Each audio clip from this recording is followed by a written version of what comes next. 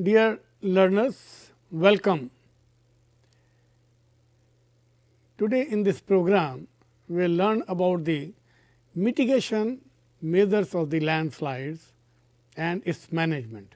Well, as we know, the landslides causes heavy losses to the nation, causes the loss of lives and damage to the properties. So, there is very important how we can mitigate with these landslides.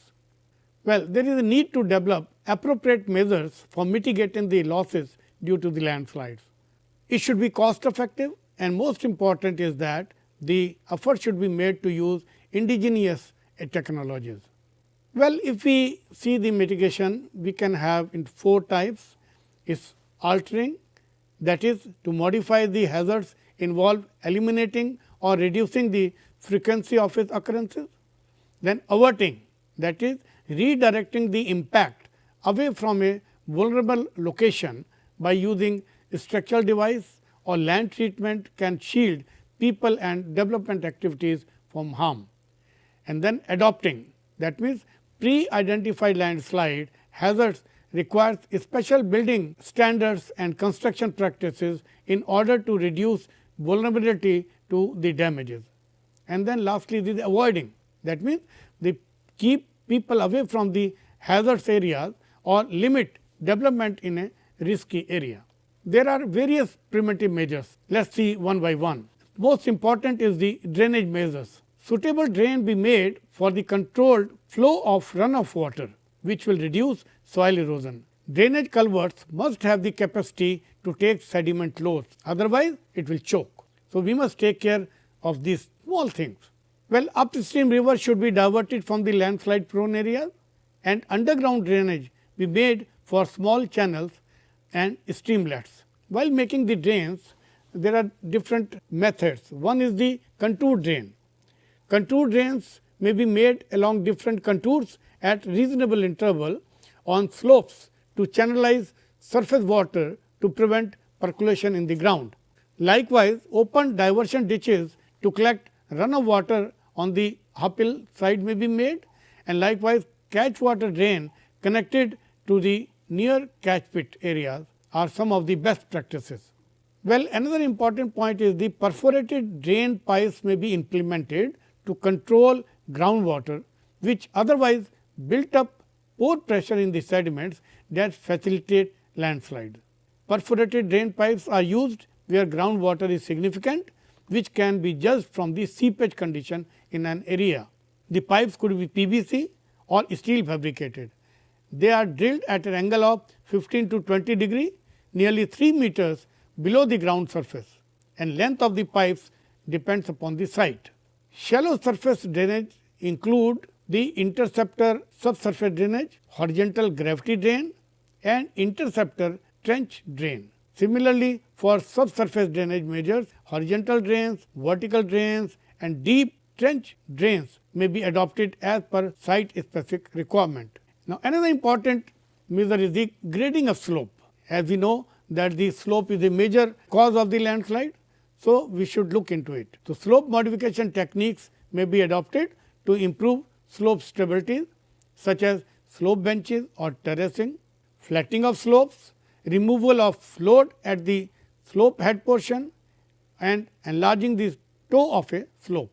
These not only reduces the slope, but also trap the sliding material, and regular monitoring of hill slopes should be carried out for slope failures. Next important is the soil or debris removal work. It is also known as geometry modification measures. These are generally very effective in case of small to medium sized landslides. Soil or debris removal of the slide mass is generally undertaken from the crown portion downwards. In this process, benches are created at regular intervals depending on the properties of the material. Then construction of retaining walls and breast walls. These restraining structures are constructed to prevent small sized or secondary landslides that often occur along the toe of larger landslides. It also brings greater stability to dangerous slopes. Now, let us see the retaining wall and the breast wall. What is different between retaining wall and the breast wall? Well, breastfall are made on the hillside of the road and retaining walls are formed in the valley side. So, the stout embankments backpacked with boulders and gravels are constructed at the toe of the slope on the upper side of the road, and heavy toe buttresses of earth material are made for lateral support of the slope, whereas retaining walls are constructed at an angle of nearly 30 degree to sustain the overweight. Crib walls, this is another type of restraining structure. It is mainly used where the material is saturated.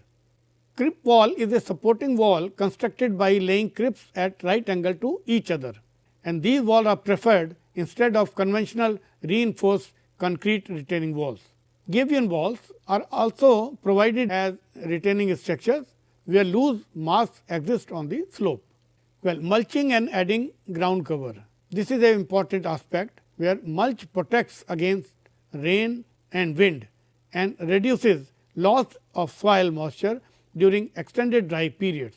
Then afforestation and reinforced vegetation. A thickly vegetated slope prevents erosion by the surface water because of natural anchorage provided by the tree roots, thereby increasing shear strength of the slope material. Large size tree cuttings and removal of vegetable cover on hill slope should be stopped. Afforestation is most commonly an economical method applied in case of treated slope on large scale. This not only provides effective covering to the slopes to protect erosion of soil and loose material, but also the roots penetrate into the ground, helps in improving shear strength of the subsurface material. Afforestation efforts required to adopt locally fast growing varieties. Horticulture should be given importance than agriculture, especially in the hilly terrain. Then another important measure is the geofabric or coir jute matting. Geofabric commonly used in slope protection work. It is made of natural material like coir jute. The coir jute matting is laid over the slope and vegetation is allowed to grow over it. It is biodegradable. It initially protects the slope against surface erosion till vegetation takes over that role. Geogrid and geotextile. Geogrid and geotextile are geosynthetic material that helps to reinforce soil and similar material. Example of geogrid that permits vegetation to grow fast and hold the soil. Then grouting of loose and moistened soil. The strength of the moistened soil may be increased by injecting cement or hydrated lime slurry into the soil mass under pressure. Grout material such as lime, cement, sodium silicate, bitumen, etc. is injected at high velocity through a nozzle into bedding planes, fractures, sand lances, etc. It is commonly known as shotcrete. Shotcrete, it reinforces the strength of the rock face. It includes aggregate, cement and water and may be complemented by fine material, chemical additives and reinforcing fibers. Hydroseeding is a process where seed, fertilizer, lime, moisture retention polymer, tackifiers and straw fiber mulch with water is mixed in correct proportion to form a slurry, and it is sprayed on the ground to grow vegetation and it also controls erosion. Well, in case of rock masses, rock bolts and trap meshes are used. In this process, holes are drilled at suitable interval so as to pass through two or more chunks. Rock bolt is a long anchor bolt to stabilize rock blocks. It is mainly used in tunnels or rock cuts, and these are used to prevent rock falls. Drap mesh is used to stop the falling blocks. It reinforces the strength of the rock masses. Well, human settlement on the hill slope, it is very important aspect. The geological suitability of the site must be evaluated before giving clearance to urban settlement on the hill slope. People normally build their houses just on the hill slope by making a hill slope into a tableland without knowing the engineering aspect of that. An important aspect of the mitigation measure is also to create awareness among the people, and they must be informed about the landslide prone areas. So, display boards may be put at the areas which are prone to the landslide to avoid accidents. Well, public participation is also equally important as a part of the mitigation measure. We must avoid the areas with old landslides, and the areas with the old lands are recognized by occurrence of debris cover flatter slopes, occurrence of an arcuate scar along the break in the slope, distinct difference in the vegetation pattern below slide affected areas and adjacent areas, presence of spring along a curved line, presence of irregular drainage pattern, humpy nature of ground, a depression in longitudinal section of a slope. These areas may be avoided, else the old landslides are reactivated. As you can see in this photograph, the old landslide has been reactivated by the development activities. Well, other preventive measures are relocate or change the location of the facilities to avoid landslide prone areas. We must construct revetments, spurs, check dams to protect slope against river and stream erosion. Roadside drains and culverts, especially during the rainy season, may be regularly maintained to avoid percolation of water. Building constructions on hill slopes may be avoided as far as possible, but if it is important, it must be taken the engineering design into the consideration. Well, structural mitigation is also important. We must know the building codes and building bylaws, and we must follow them. Building codes are for design and material standards, building permits process, inspections and licenses, whereas building bylaws are for enhancing safety of new engineered construction to acceptable risk. We should not do things like this. As in this photograph, you can see a 5-story building has been erected on a drain without considering its catchment that can bring enormous amount of water. It is thus clear that vulnerability to landslides combined with other natural hazards and socio-economic vulnerability of the people living particularly in the hilly region pose a great challenge to the government.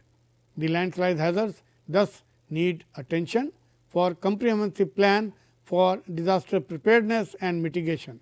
Well, landslide inventory includes the building up an inventory of landslide, that is the history of old, active and inactive landslides in an important area to be looked into, which may form the base information for undertaking further detailed investigations and analysis for designing optimal and effective action plans.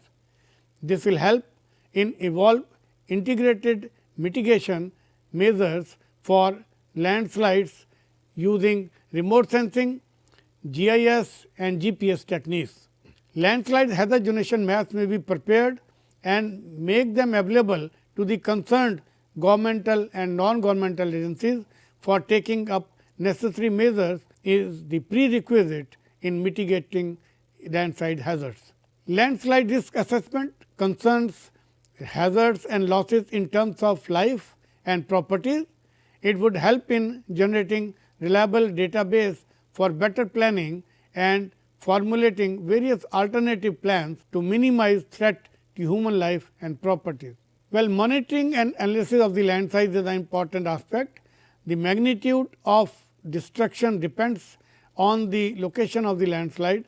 So, recognition of precise causes of landslide is very important. Professor Waldia in 2002 has suggested formulation of a public policy for hazards management and strengthening of machinery for coping with hazards risk through public cooperation, which are imperative of the environmental security and planning for development. Dear learner, we discussed about the mitigation measures in this program. As we have seen, there are various mitigation measures to check the landslides, but all depends upon the site specific conditions of the landslides. And as I mentioned about the management of these landslides, everybody has a role to play, and the people's participation is very important. The local community is also very important for this. Thank you.